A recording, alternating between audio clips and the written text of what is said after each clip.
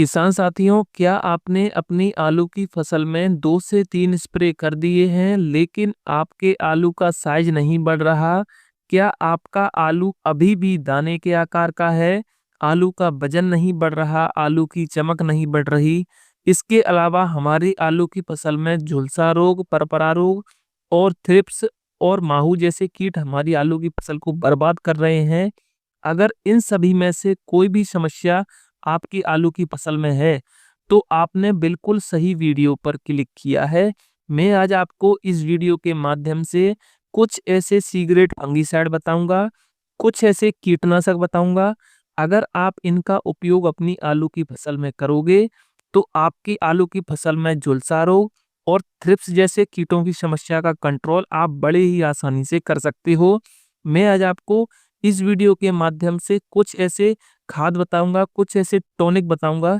अगर आप इनका उपयोग अपनी आलू की फसल में करोगे, तो आपका जो दाने के आकार का आलू है, उसका वजन बढ़ेगा, उसकी चमक बढ़ेगी, जिससे उसका जो मंडी भाव है आपको अच्छा देखने के लिए मिलेगा। नमस्कार किसान साथियों, मैं संदीप सिंह और आप देख रहे हैं Sabalgarh agro farming YouTube channel. किसान साथियों, अगर आप हमारे चैनल पर नए आए हो, तो चैनल को सब्सक्राइब कर दो, वीडियो को लाइक कर दो।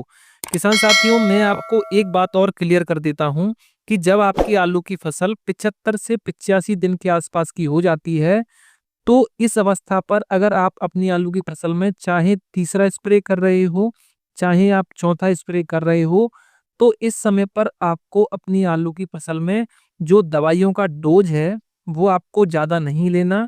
अगर आप इस अवस्था पर अपनी आलू की फसल में जो डोज है ज़्यादा रखते हो, तो आपकी आलू की फसल में फ़ायदे के स्थान पर जो दवाइयों का साइड इफ़ेक्ट है, वो देखने के लिए मिलेगा, जिससे आलू की फसल की पैदावार कम होगी और आपकी आलू की फसल में जो आपने दवाइयों पे पैसा खर्च किया है, उसका भी आपको नुकसान झेलना पड़ेगा।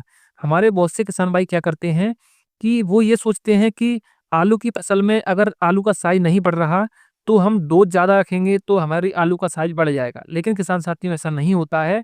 आपको इस अवस्था पर अपनी आलू की फसल में दवाइयों का डोज़ कम रखना है। तो किसान साथियों, दवाई की हम बात करें, तो सबसे पहले नंबर पर आपको अपनी आलू की फसल में एनपीके 0050 का उपयोग करना है। ये क्या करता है? ये आलू की फसल में आलू के साइज को बढ़ाएगा, आलू की चमक को बढ़ाएगा, आलू के वजन को बढ़ाएगा, जिससे आलू की फसल की पैदावार बढ़ जाएगी। किसान साथियों, बात करें अगर हम इसके डोज की, तो इसका डोज आपको लगभग 600 से 700 ग्राम प्रति 150 लीटर पानी में घोलकर आपको अपनी आलू की फसल में स्प्रे कर देना है। दूसरे नंबर पर आपको बोरोन 20% का उपयोग करना है।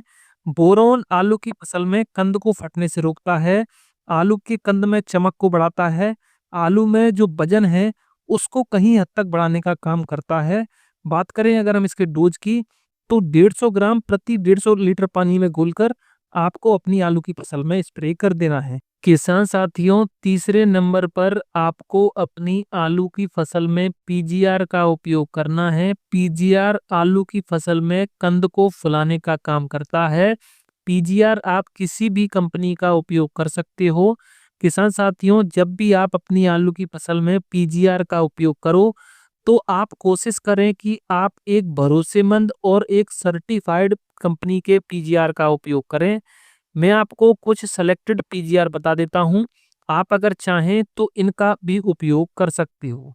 किसान साथियों, आप अगर चाहें तो लिहोसिन का उपयोग कर सकते हो, आप अगर चाहें तो कल्टार का उपयोग कर सकते हो, आप अगर चाहें तो घरडा कंपनी की चमत्कार का उपयोग कर सकते हो। ये जो पीजीआर हैं बिल्कुल सेलेक्टेड हैं और सबसे ज़्यादा उपयोग किए जाने वाले पीजीआर हैं। बात करें अगर हम इनके डोज की, तो लिहोसिन के डोज की अगर हम बात करें, तो आपको 100 से 150 एमएल प्रति 150 लीटर पानी में घोलकर स्प्रे कर देना है। बात करें अगर हम कल्टार के डोज की, तो आपको 35 से 40 एमएल प्रति 150 लीटर पानी में घोलकर स्प्रे कर देना है। बात करें अगर हम चमत्कार के डोज की, तो आपको 30 से 35 एमएल प्रति 150 लीटर पानी में घोलकर आपको अपनी आलू की फसल में स्प्रे कर देना है। पीजीआर आपको एक ही उपयोग करना है। चौथे नंबर पर आपको अपनी आलू की फसल में फंगीसाइड का उपयोग करना है। किसान साथियों, अगर आपकी आलू की फसल में पत्ते सिकुड़ने की समस्या, पत्ते पीले पड़ने की समस्या, झुलसा रोग की समस्या है तो आप कोई भी अच्छी कंपनी के फंगिसाइड का उपयोग कर सकते हो। किसान साथियों, मैं आपको कुछ सेलेक्टेड टेक्निकल बता देता हूँ।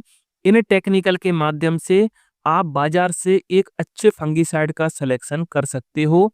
टेक्निकल में आप मेटालेक्सेल, एजॉक्सीस्ट्रोबिन, मैंकोजेब, टेबुकोनाजोल और ट्राइफ्लॉक्सीस्ट्रोबिन जैसे फंगिसाइड टेक्निकल का उपयोग आप अपनी आलू की फसल में करना, तो आपको जो रिजल्ट है 100% देखने के लिए मिलेगा।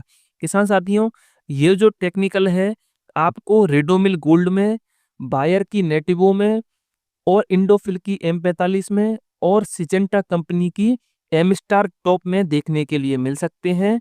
ये जो टेक्निकल है, अगर आप इन टेक्निकल की दवाइयों का उपयोग अपनी आलू की फसल में करोगे तो आपको 100% रिजल्ट देखने के लिए मिलेगा। 5वें नंबर पर आपको अपनी आलू की फसल में कीटनाशक का उपयोग करना है। किसान साथियों, आलू की फसल में जनवरी और फरवरी के महीने में माहू और थ्रिप्स की समस्या बहुत ज़्यादा देखने के लिए मिलती है, क्योंकि इस महीने में मौसम खराब रहता है, धूप निकलती नहीं है, जिस कारण से ये जो कीट हैं उनके पनपने के लिए ये जो मौसम चाहिए उनके लिए अनुकूल रहता है। अगर आप इस समय पर इनका कंट्रोल नहीं करते हो तो ये आपकी आलू की फसल की पैदावार को कम कर देंगे। इनके कंट्रोल के लिए आपको एक अच्छे कीटनाशक का सिलेक्शन करना बहुत ज़्यादा ज़रूरी है। मैं आपको कुछ टेक्निकल बता देता हूँ। इन टेक्निकल के माध्यम से आप एक अच्छे कीटनाशक का सिलेक्शन बड़े ही आसानी से कर सकते हो। कीटनाशक के टेक्निकल की अगर मैं बात करूँ तो आप इमिडाक्लोप्रिड, फिप्रोनिल, थाइमोथोक्सोम और एसीफेट जैसे टेक्निकल का उपयोग आप अपनी आलू की फसल में कर सकते हो। ये जो कीटनाशक के टेक्निकल है किसान साथियों, आपको बायर की सोलोमन में, यूपीएल की लेंसर गोल्ड में, सिजेंटा की एकटारा में और बायर की जंप में आपको देखने के लिए मिल सकते हैं।